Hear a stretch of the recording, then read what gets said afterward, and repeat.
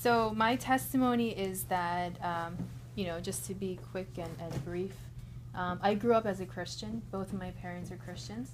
And so while I was growing up, I did the whole, Sunday thing, Sunday school and camping and all of that. It never really affected me as, like, I guess a person who, decided on them, for themselves to walk with the Lord. But I just did it just because it was just, just an every Sunday thing. But when I got a little bit older, I decided for my own that I was just going to not even go because, there was no impact. There was nothing really bringing me in.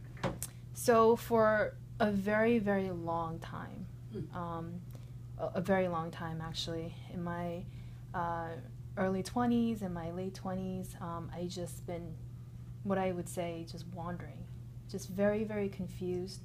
I didn't know what I was supposed to do in life. Nothing really enticed me, nothing really grabbed me. If it did, it was just very momentary. And I just knew in my heart that there was just something so much more.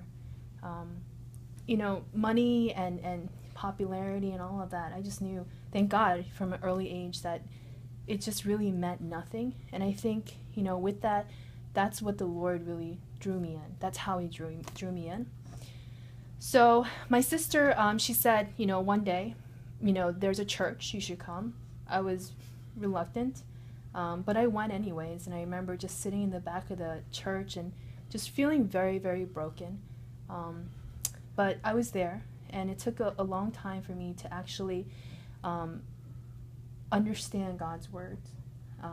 But it was like such a hard thing to penetrate because I think my heart was just so hard, and I was just so drained from being, depressed and being very confused and just doing everything except the good things.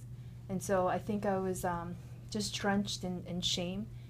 But, the Lord, drew me to him little by little by little. And I remember there was an announcement for mission trips, and my first mission was to Mexico.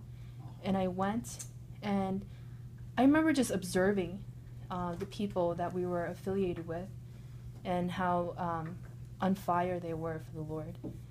And so, that was a really good experience, but it didn't really move me. But it wasn't until my next mission trip to the Philippines, I remember going to Manado Island, trekking up 4 hours to the mountain to a rural village, and just seeing the fruit that was produced from a pastor that would go up there on his own to preach the gospel to these people. And when I was there with my team, I saw the 4 corners of the first church ever being built, and I remember just standing there and just saying, all things are possible, through God. That God can actually save people that, are just willing to take in the gospel. So I just knew that God was just very gracious. So that really melted my heart, and from there, God really did amazing work.